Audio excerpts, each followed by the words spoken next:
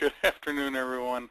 My name is Paul Perdue, and I am a nerd, and you are live and with us at the TABS 3 Virtual User Group meeting for September of 2013. It's a little warmer out today, but it's been very cold, so we're right in the thick of fall. Leanne gets points today for asking if I was recording just moments before I hit the button to start the webinar. So never fear. If you have to leave or if some other time you aren't able to attend, we do record these sessions. And this one will be out there probably before the end of the week. Today we are talking about receipt allocation.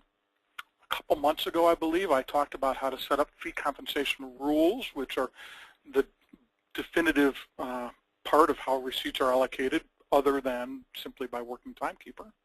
Today we're going to talk about how to find out how those payments have been allocated based on those rules or based on who did what work by looking at the reports that are involved. Mary Jo is going to talk about using the transaction file list to get a list of that includes checks by check number. And she's also going to look at printing the lists at the bottom of the entry screens, kind of a quick tip, something a lot of people don't know they can do, and you can, and it's very convenient, and she's going to show you how to do it. But before we begin with that, a little bit of preamble, a little bit of housekeeping. This is the GoToWebinar control panel that you probably are either looking at on the right-hand side of your screen, or you were when you signed in and you've already collapsed it. For those of you who may not know how to get this thing out of the way, it's this little button here that looks like arrows pointing to the right. Clicking this button will slide this big box to the right all the way off your screen. All that will remain once you do that is this little set of buttons that are jutting off to the left here, and this button will turn into one that looks like arrows pointing to the left. Clicking it again will slide this back onto your screen. So you can push it out of the way and you can pull it back into focus. And the only reason you'd need to pull it back into focus is to enter a question for our humble and attentive, at least today, moderator, Leanne, who will notice that you've asked a question, interrupt Mary Jo or myself at the appropriate time, ask your question on your behalf. She will make sure your question gets answered. So as we're answering your question, if you have follow-up questions to ask based on our answer, just keep typing them here. And don't forget to hit send after you've typed your question or your follow-up question.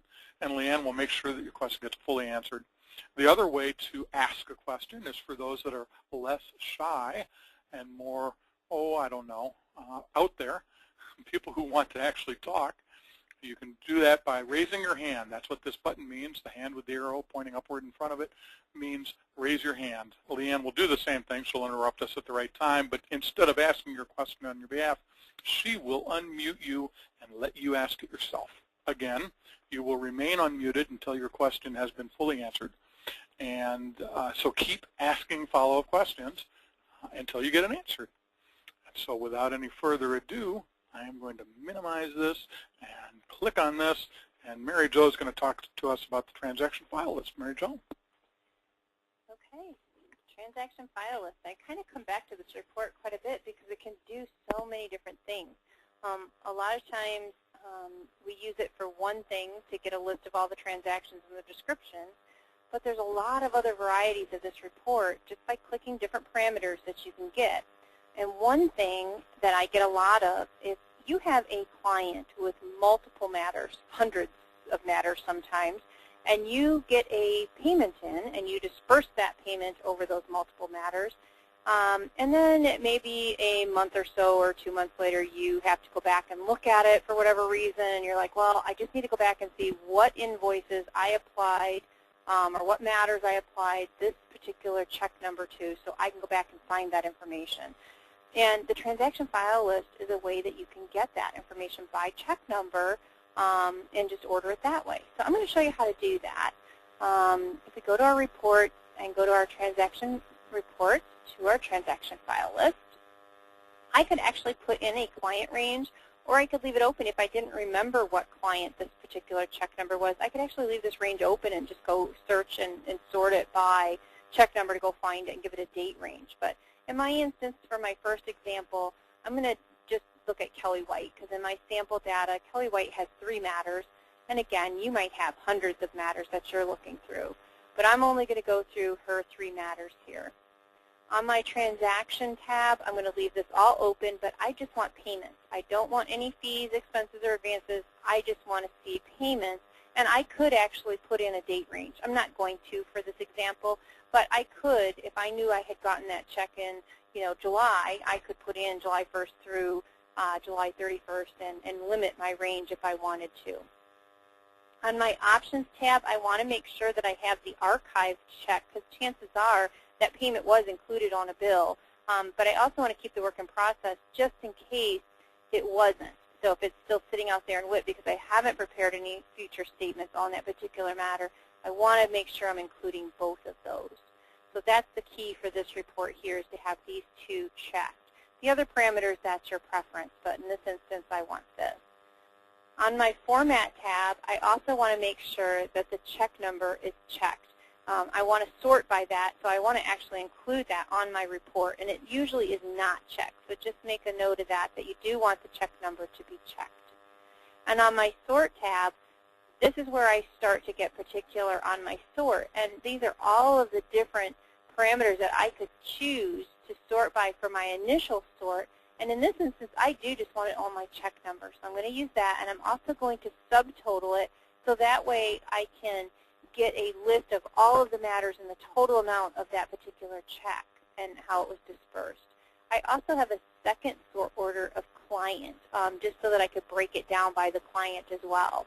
And so I'm going to just run this so that you can see it and how it will come out. Now again, I just have it just for Kelly White, and I did it with no date range, and I'm looking actually for check 9999. So here is my check number there. It went through 3 matters, and it tells me that $500 went to each of the matters, and there is the $1,500 total payment amount, and these are the matters that it was dispersed to.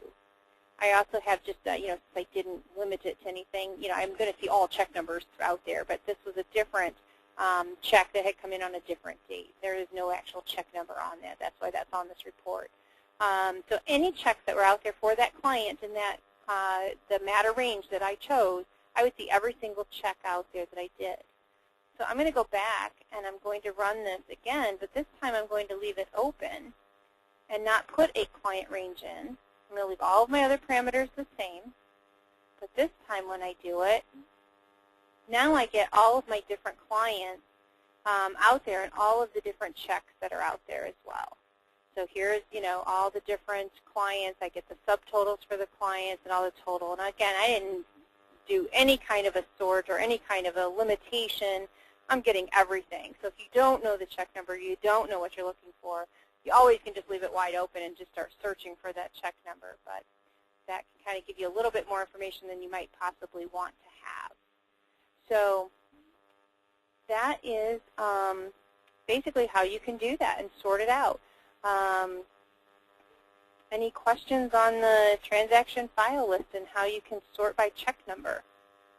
There are no questions, Mary Jo. Okay, and just keep in mind this report is something that you can sort on all kinds of things. A lot of times we skip over this sort, and that really can limit what you're looking at. So very helpful, especially if you deal with a lot of multi-matter clients. The other thing that I'm going to talk about is how to print the list at the bottom. And the biggest one is like fees. If you want just a quick list of all the fees that are down here. Now in my instance down here, I'm also showing archive. And there's 2 little buttons over here that people miss. And this view options gives me that option to include archived records. Usually you just see just the WIP down here at the bottom of any of these, fee, costs, payments, things like that. But you can have an optional checkbox that includes the archived. And that's why I'm seeing archived if some of you are wondering why that's there. But you have that option to uncheck that. And then you just see your WIP. And this is probably what you're seeing on your screen. But let's say you wanted to print off this list just really fast. You just want a quick list and print off these fees. There is a little button here that has the print list. And I can come in here, and I'm just going to preview it. But just by clicking that, I get a nice, fast little report that includes all of those fees on something I can print off for that particular matter. Now you do realize this is just for this matter, so whatever I'm on, I'm only going to get that one view. I can't really combine the matters or do that in this kind of a report that I'm talking about, but it does give you that option to quick print a list at the bottom of the screen. And that also is available in the cost window. Again, if I was looking at that list at the bottom, I do have that little print list. And so that's just something to keep in mind if you just want a very fast, quick report of what is on the screen there. That button is available in a lot of our entry screens. So, any questions, Leanne? No questions, Mary Jo. Okay, let's turn it over to Paul. Well, those are two different uses of things that we're used to seeing every day. The transaction file list is one of those catch-all reports that can serve all sorts of different purposes. This, of course, is one of those specialized purposes. And then everybody's used to, or most people are used to seeing that list at the bottom of their screens, but hardly anybody knows you can print it. So very useful bits of information. I'm going to talk about how to divvy up money, which is usually of more use to the attorneys in the firm than the people that are doing the divvying up, if you will, but nonetheless is a very important feature. We talked before, a couple months ago, I believe, in this same forum, about the ability to define rules to divvy up money that comes in the firm, and those are called fee compensation rules. You do not have to have fee compensation rules set up in order to see how checks divide up. Those are just for when you need to take money off the top, perhaps for an originator or perhaps for some sort of arrangement that you have with counsel partners, or all sorts of different things. But that's just to define money coming off the top.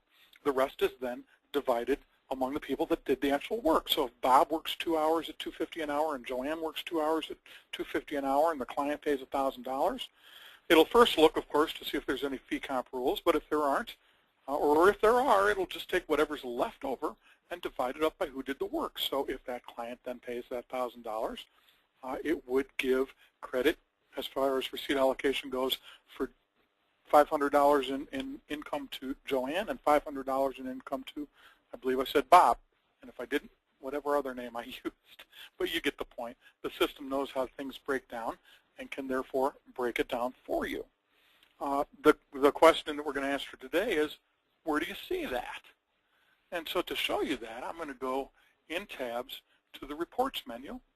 And there's two main reports that you can use to see how payments break down.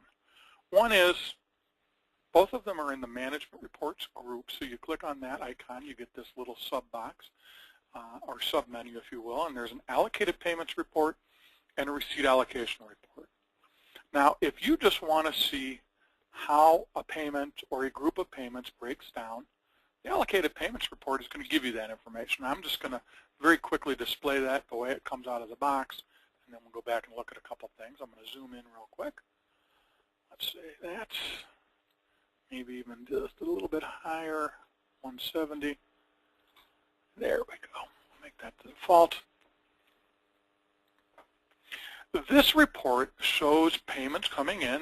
Here's a $500 payment. Here's an $1,100 payment, $2,500. And it shows how that money breaks down among the people that did the work or among the people that have fee comp rules. Okay? Now what we're looking at here with the lighter shaded breakdowns is individual payments for a certain matter. And then, of course, we can tell it if we want. We'll go back and look at this to subtotal. So for this client, for this payment, it broke down this way. For this payment, it broke down this way. For this payment, it broke down this way. And the total payments, the three of them together, broke down that way. Now, if we go down a little bit further, I think I have some in here. Hold on one sec. I know I saw some when we were getting ready, and if I don't have any, I'll just explain. I'm not seeing any fee comp rules, Mary Jo. Well, because I didn't have Mary Jo. She's trying to wave her arms at me. I'm going to go back and I'm going to include the fee compensation rules. And now she's shaking her head at me. And now we not only see how it breaks down among the working timekeepers, but also with that amount coming off the top if you have any fee compensation rules coming into effect.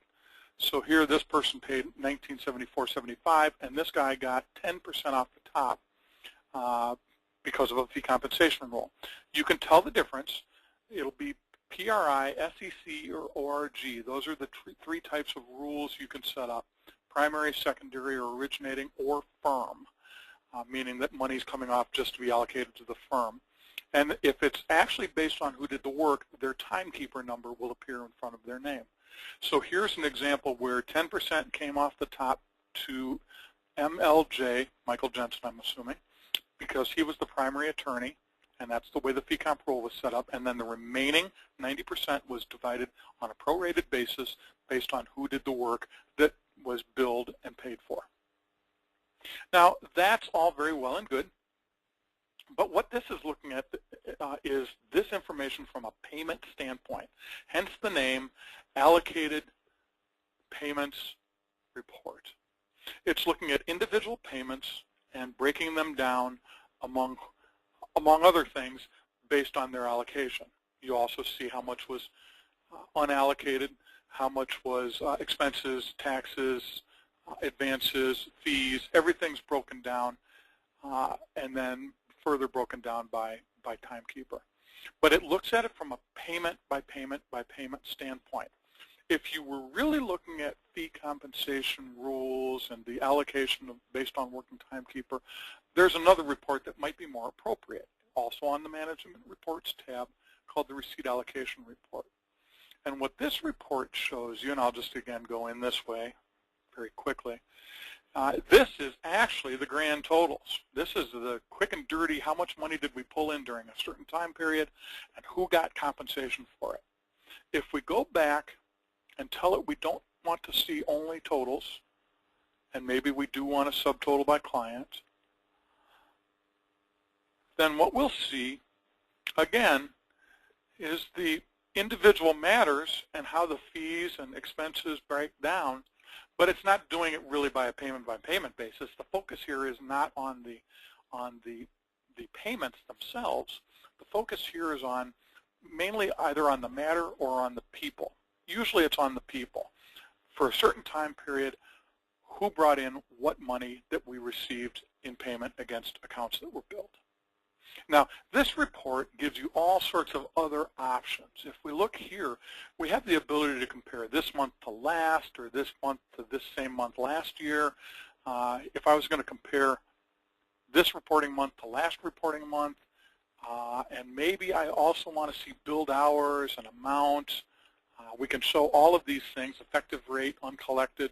All of these things can come into play. We can show differences and percent changes when we're comparing things like we are when we have these two periods filled out. If we look at this report, we're going to see two periods. That's one. That's the prior month. And we're going to see all sorts of things. How many hours were billed? What did that amount to in a dollar value? What write-offs were taken? What receipts did we have? How did those receipts break down? And then, of course, we have the prior period. And then at the bottom, we'd have grand totals.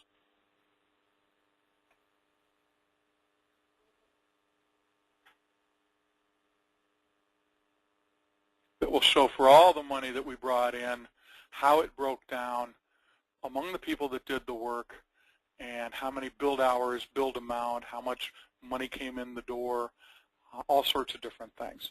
So the important thing to remember is, A, you don't need to have fee compensation rules to be able to see how money comes in the door and breaks down. Fee compensation rules are only used to take money off the top. That's that thing that we talked about a couple weeks ago where you can go into a specific matter and say, for all the payments that come in for this matter, or for a certain time period for this matter, or up to a certain dollar value for this matter, this person's going to get 5% and this person's going to get 5% because both of them originated the client, for instance. Those are fee comp rules. They do not have to be in place. What will happen, either the fee comp rule will be taken off, if there is one, or what's 100% will be divided up among who did the work. So A, you don't have to have fee compensation rules to see how receipts allocate. Receipt allocation is really based on who did the work. B, the report that you're going to look at in detail and study and play with and maybe send us some questions once you've had a chance to look at it, that probably is going to give you the most information is the detailed receipt allocation report that you're going to find on the Management Reports tab under the Reports tab, Management Reports icon under the Reports tab in tabs. This receipt allocation report that comes out being called the Detailed Receipt Allocation Report is going to give the option to have 2 periods being compared, to include fee comp rules just like you did on the other report, and to also include certain productivity related information in the same report. You do not have to have both periods. If we go here, one of your options for period 2 is none.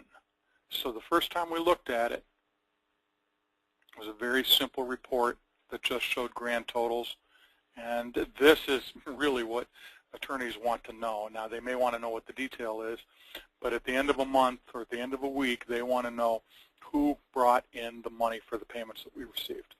So these are the receipt allocation, and these are the breakdowns off the top from the fee compensation rules. So the firm had a fee compensation rule that brought in $13,000. These 2 people as primary attorneys got this much money. These 3 people as originators got this much money. And then you're going to see those same people up here, and this represents the work that they did. Okay. Do we have any questions on that, Leanne? No, Paul, no questions. Okay. So to summarize, transaction file list, perfect way to find all sorts of different information, including, as Mary Jo showed you, all of the payments that were affected based on a single check coming in from a single client and being spread over multiple matters. There's a button down at the bottom of your transaction entry screens where you have those lists that you see on the screen that lets you print that same list. Very, very helpful. And then we've got fee compensation and the ability to report on that with the receipt allocation through those 2 reports, the allocated payments report and the receipt allocation report. Mary Jo, did you have something to add? Yes, I do. Now, next month I have 2 things to say, and they both have to do with the same thing. First off, next month's topics, version 17.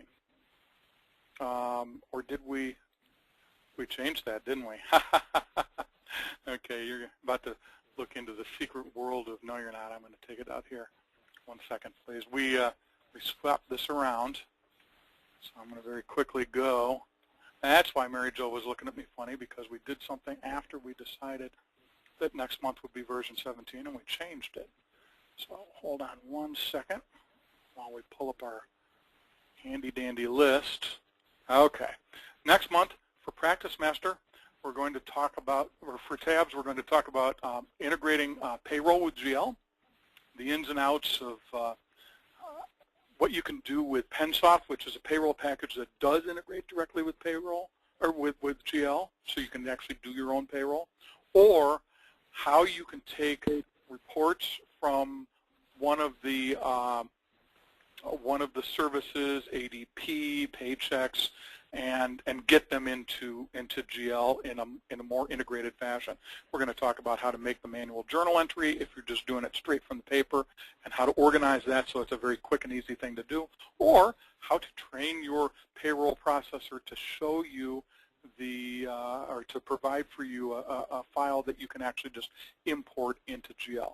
So we're going to talk about payroll from the perspective of either having Pensoft payroll and doing the automatic import, of having your processor provide you with a file that you can automatically import, or if you're just getting a report from your processor every pay period, what numbers to pick and how to learn to structure that manual journal entry so that you can make that entry very quickly. And then the other thing we're going to talk about is the ins and outs of sending statements to multiple people, how to send bills that are printed to more than one person automatically, how to send emailed statements to more than one person, and if you've done this, there's a limitation of 2, We hope that'll change, but right now you can automatically produce bills either via email or printed for up to 2 people automatically as part of the system. But we also know a trick if you're emailing statements where you can email statements to way more than just 2 people. So we'll show you that trick too. The other thing to talk about is version 17. It is in our hands. We've been playing with it for about a week. On Thursday, it is scheduled to be released to people that have signed up for the pre-release copy. That's a fancy term for beta. People don't like to hear the word beta, but I will tell you that STI's Software Technologies beta versions are more stable than just about anybody else's final release copies of software. We've been playing with version 17 in beta form for a week. We have not had any problem that's caused us any problem at all. It's very, very stable. If you would like to be part of that group of people that gets to see version 17 features before we show them to you, hopefully in November, or before I can show them to you right now if you want to see, but you can also sign up. All you have to do is send an email to beta@tabs3.com saying, I would like to be a beta tester, I would like to be a beta site, I would like to be the recipient of a pre-release copy, and they will take care of getting you everything you need to make that happen. If you have questions about that, you can call me or email me, or you can just send that email to beta@tabs3.com. Leanne, did I hear you say that you had one more question, or one question? There is a question on the topic of today. Where did you actually enter the fee compensation information? Okay, well, I'll very quickly show you, and then I will point you back to our recorded version from 2 months ago. So first off, I'm going to take you into the client screen, and I'm going to ask Mary Jo to get me to the right place. Billing preferences, set up. Okay, I hate these tabs. They confuse me. Right here, fee compensation rules are entered right here. I am now in the fee compensation rules section by pressing this button. And you can tell that rules have already been defined because it says percentages are defined. If we had a client up that didn't have percentages, let me get to one, it would say percentage not defined. Okay. Now, at the same time, I'm going to take you to our website and show you that if you go to, under user group meetings, to the tabs 3 virtual user group meetings, you can watch recorded versions, and right here we have learn how to allocate receipts among timekeepers, and that's where we talk about fee compensation rules. So if you just go to our website and go and listen to the July 2013 virtual user group meeting for tabs 3, you will see a very detailed explanation of how that works with a lot more detail than I just gave you by showing that. So keep that in mind, everybody. If you get those emails that tell you what the topics are and you know you can't attend, you can always come here later and find them. They're usually up in a couple days to a week, depending on our production cycle. You can also sign up for the webinar, even though you know you're not going to be there, and that will get you an email from Patty the minute that recorded version goes up, so you can see it before anybody else does. So keep that in mind. These are always there, ready for you. Any more questions, Dan? No more questions. Okay.